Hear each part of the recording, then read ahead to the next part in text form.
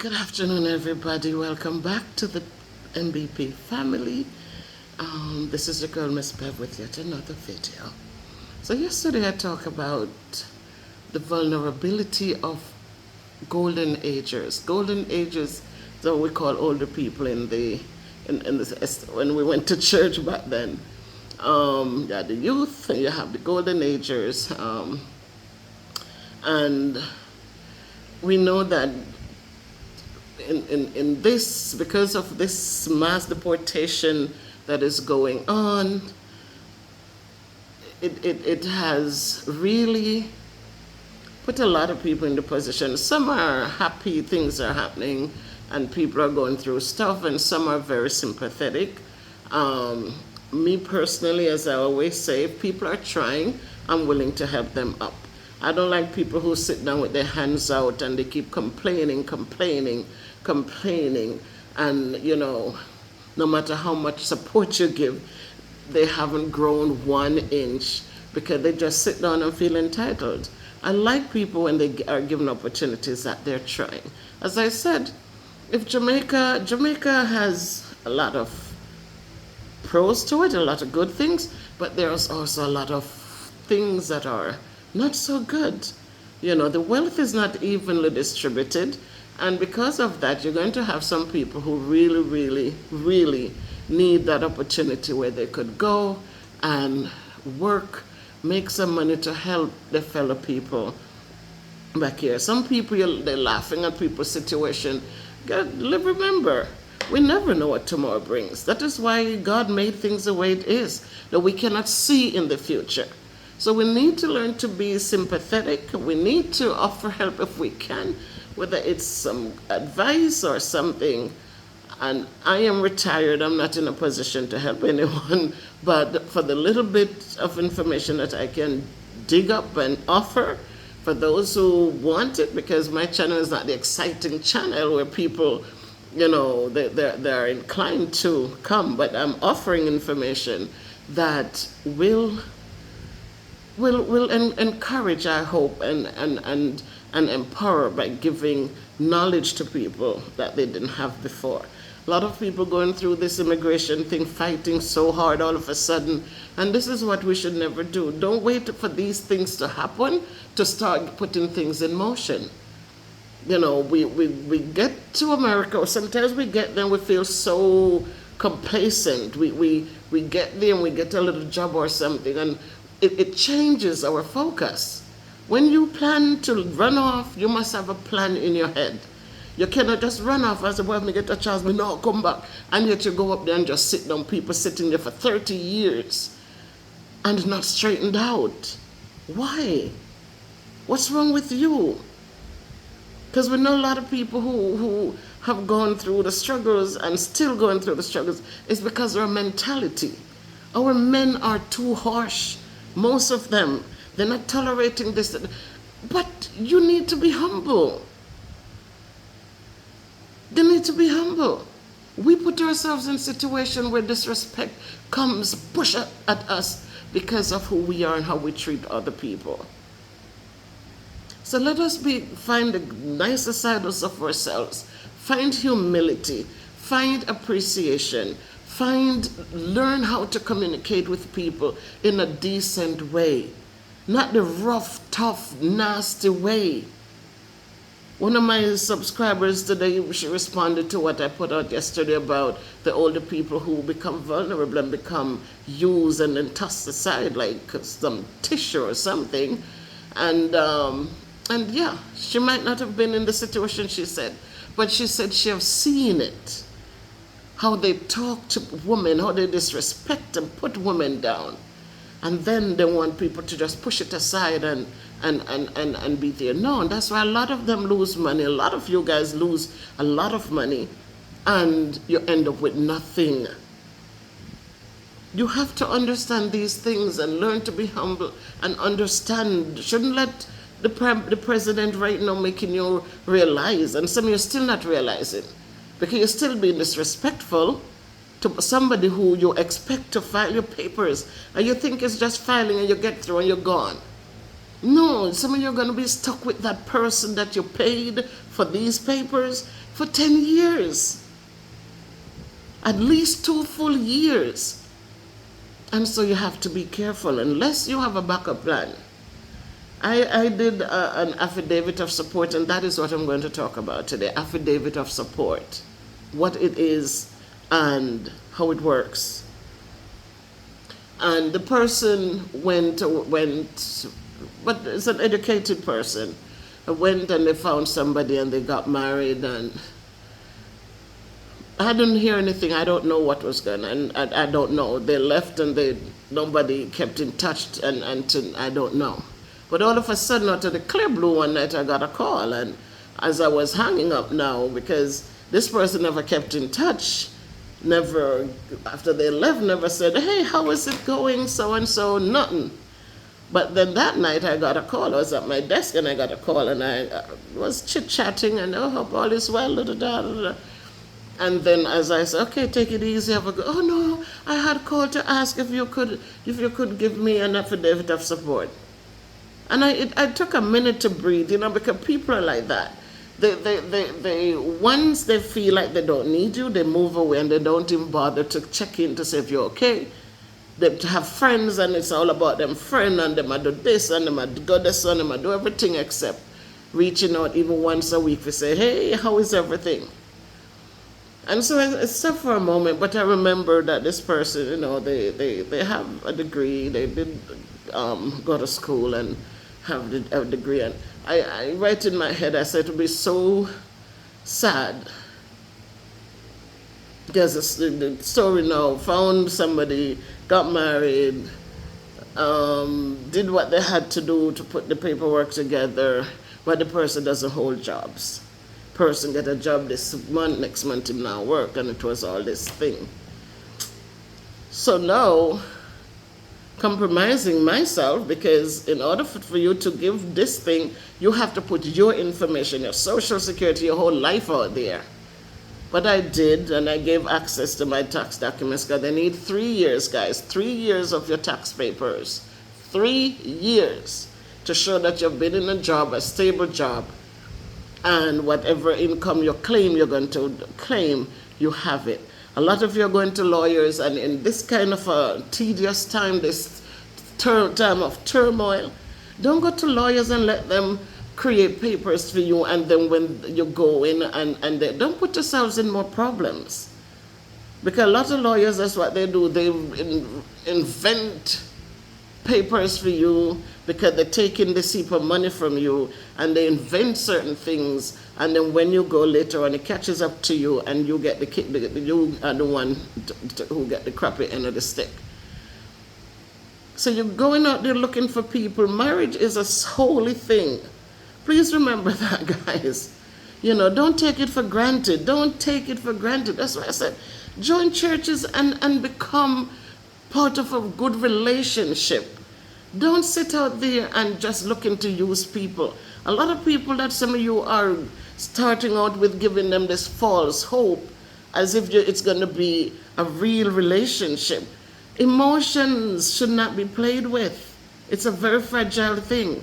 It takes, they say it's a thin line between love and hate. Very thin line. So guys, please, you want whatever you want, be honest about it. Don't wait till people get to like you, or and then all of a sudden you throw this bombshell on them. It's not an easy thing to be unequally yoked up with somebody whom is not going to be a long-term partner. You're taking them into your private space. And then all of a sudden, all they needed was papers. Some of you with 2 phones. Oh, I have 2 phones because right now, when me have to turn off the ring and me can't make it ring. All the deception. It's going to come back like a full circle. It will come back, guys, and hit us. So let us not put these people down. And these people are in this situation. Stop pretend. You will get through better when you're honest, truthful, and people can respect you and appreciate you. You have your family home and you're committed to them, say so. Let the person go into this with their eyes open, and this is what they want to do. things would have been so different in life and less stress and less, I mean, we see how we're messing up these young children. And because of us, the adults, the things we do, how we do them, why we do them, where we do them. And so the kids are, it is just a hot mess. So again, as you are out there trying to find people, understand that one of the pieces of document that will have to be provided by the person who is sponsoring you, I said, I'm a file for you, the sponsoring you, is an affidavit of support. And it's clear, it's clear and simple. It's very simple. Affidavit of support is the key to sponsoring someone's. It's the affidavit of support is a legal document that plays a crucial role in the immigration process. It serves as a promise. It's a promise, people, a promise from a sponsor to financially support an immigrant, ensuring they won't become a public burden. And so, we just said what it is, a contract signed by a United States citizen or permanent resident who agrees to support an immigrant. The next thing, it's the affidavit of support. It's the purpose. The purpose of it is to prove that the immigrant has enough financial backing and won't rely on government assistance. If you're finding women out there who are not going out to work, you cannot continue with them and expect them to file for you, because they have to have an income to show that you are not going to end up in a shelter, you are not going to end up looking food stamps, you or whoever your family is, if you have family with you, are not going to be dependent on the government for support. Affidavit of support also, it is commonly used in family-based and certain employment-based immigration cases. So again, a lot of you are just running looking for marriage. You have employers who can file for you now, can sponsor you. You go in and you work hard and you have good work ethics, and those people feel like, you know what, you open your mouth and talk to your employer. Then you can find out, maybe it's just a matter of you opening your mouth that you will find out that if people will give you a chance. Who are the people who can be sponsors? To qualify as a sponsor, you have to be a United States citizen or lawful permanent resident. A lot of you out there looking for the born Americans, kind of say, we get you quicker. Things have changed. What happened for John Brown might not happen for you. Depending on the state you are in, don't tell other people, no man, I this me the man, and I never take me no time, Depending on the state you are in, it's going to be a different scenario for you. All right? One size, again, doesn't fit all. One size doesn't fit everybody. You must be at least 18 years old, and you must live in the United States or a U.S. territory. You must meet the income requirements set by the government. And usually what that is 125% of the Federal Poverty Guideline, FPG, the Federal Property, FPG, Federal Property Guidelines. You have to meet the 125%. That means you cannot be below poverty level. They're gonna give you the guideline for 2 people in the family, you must make $25,000 a year. For 3 people, you're gonna have to make more than that to show that you're not gonna end up, can't pay your bills, can't do this or that, and so the government have to come in and help you. How does it work? The sponsor fills out this form. It's form I-864. I don't know if you pay for it, because all I did was just give my information and they took it, they did what they had to do. But then issued by the U.S. Citizenship and Immigration Services, USCIS. Remember, as I said, if you're filing your paperwork, create an account on USCIS, create an account there, so when they send out papers, you will get it as well. Not if you're using lawyers spending thousands of dollars for these people. When if you can read and write, you can read everything and fill out the forms for yourself. It's not complicated. It's not complicated. I did my husband's and I did everything step by step. You read, they send you the understanding on one thing, what it is they're looking for, how you should fill out the thing, and you take the little form and you fill it in. I should reach out to some of you, but I'm in Jamaica, so I couldn't, But you just go on, and as the things come in, because I see people, like one person is charging $750 just to fill out the forms. Guys, I would never charge that much. Because you know what? Each time we help people up, it gives them hope. It gives them hope. And so, I'm not knocking anybody, but a lot of people, they benefit from people's downfalls. That's how they get their money. Sometimes you wonder, you look at them and you say, well, you can't enjoy what you have. You can't enjoy it. Because they never get it in a nice way, so they could say, boy, I may work hard, I may get this. Then they use people's, misfortune to build up their fortune. So you're going to fill out that form, and the form is submitted along with the immigrant's visa or green card application. I don't think, right, along with the application, but not so. I'm not sure if it changed. If the lawyers are putting in one big packet for people and it goes through, I don't know. I know in my case, it was you fill out the initial thing, you fill it out, you wait for them to accept the application. Once the application is accepted, they start sending you different things at different times. They send you something, you fill it out, you send back. They send for the affidavit of support, you get your IRS pay, 3 years worth of taxes, your pay stubs, you send that in. I think your bank statement too, you send that in. Then they'll send back now for you to pay the fee, because they're not doing, years ago when I got my green card, my brother and my family, we went in to do the interview before we paid the $150 at the time for the visa.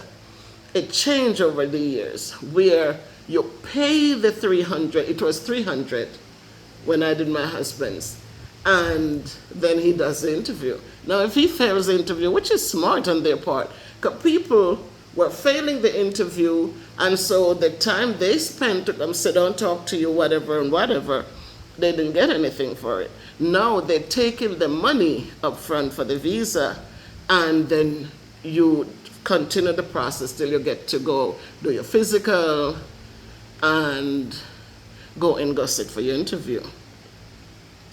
Now if you go sit for your interview and you don't get through, that money is gone. I guess I don't know if it covers the amount of times they have to bring this back, bring that back. And as I said to you guys, if you have paperwork where you exchange funds to your spouse, in America I think you have to have bank accounts where you're paying bills. You cannot, one person I know, they opened the account for both of them and nothing was paid on it each month. It was just like, the account must be active. The account must be active. So don't do this and say, yeah man, you must have one. The lawyer, some of them are telling you things, but them not telling you, no. So make sure this are going and that are going. Them are telling you, make sure you have a bank account with both of your names in it. Yeah, that's fine. But not to just sit there. You have to make sure the bills are paying. It has to show activity. And so both of you have a card. The two cards must be using. You must be used. And so, the next thing, the sponsor must provide financial documents. As I said, I had to do my tax returns, my pay stubs, etc., to prove my income. It has to prove that every month I'm bringing in a certain amount so I could support my husband. My kids were grown and gone to school, and Christopher was getting out ready for college when my husband came to America. And so, if the sponsor doesn't meet those income requirements, they can get a joint sponsor. So, in the case of the person that I helped, the husband wasn't able to meet the affidavit of support, and so I was used as that joint sponsor. But I want you to focus on this part. I want you to focus on what the responsibilities for that person supplying the affidavit of support, what your responsibilities are. Because it's not just giving you paperwork and that's it. That's not so, guys.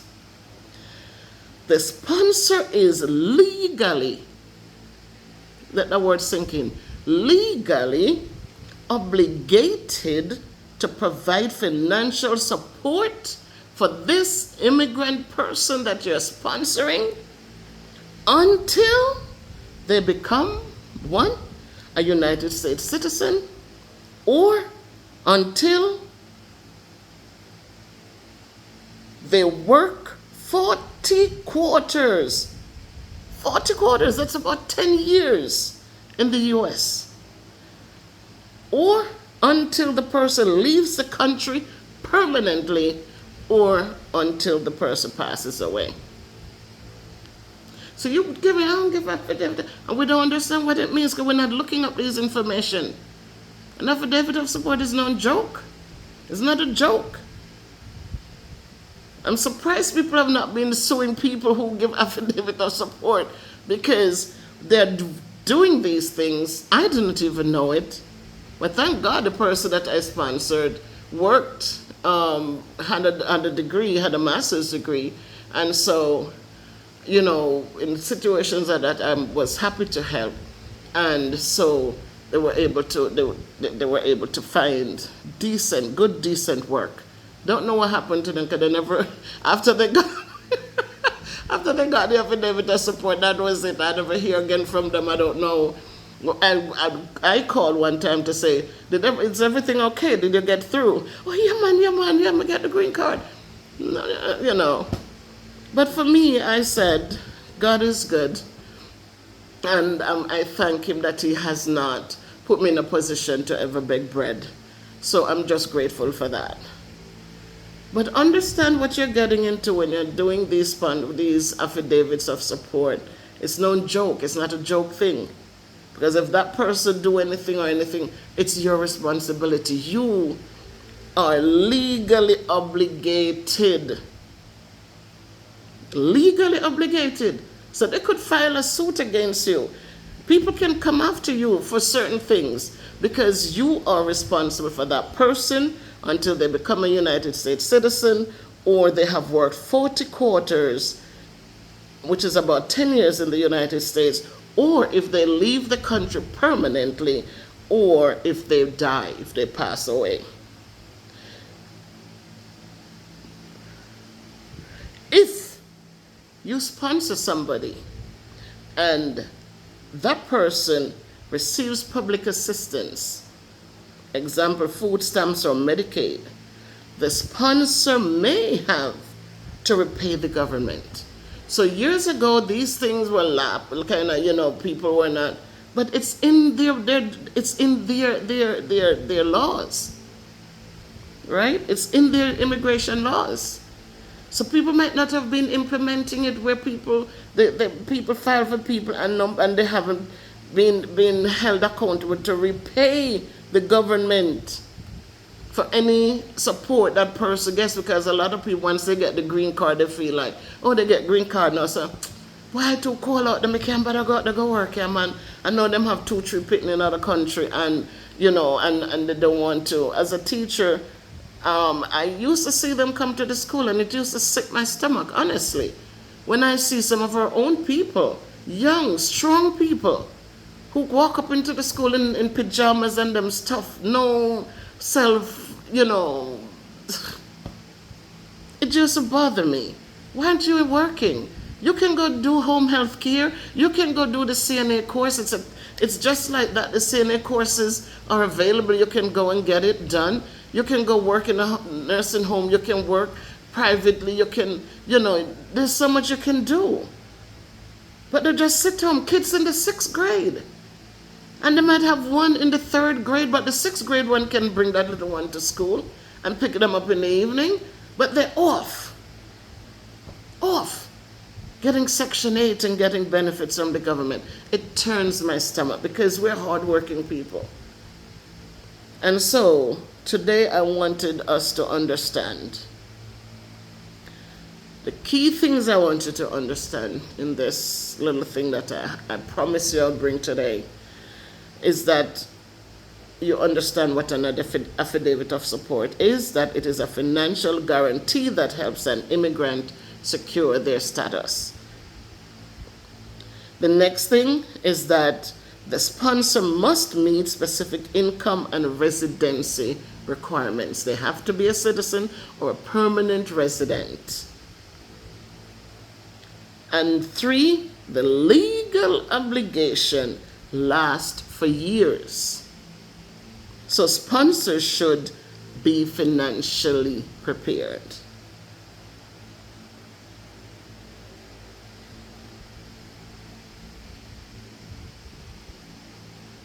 So let me hope, 26 minutes, a long video, but I'm hoping that this is helpful to someone, and so that as you navigate and as you try to better yourself, you did not turn to criminal behaviors. You tried to work and try to be upstanding and want to be independent. And I wish you well in your endeavors. But understand, marriage is not the only way. God doesn't like it. So marriage is not the only way for you to get your paperwork. You can have people who can sponsor you, and all you need to do is to get the requirements. Find out how they can do it.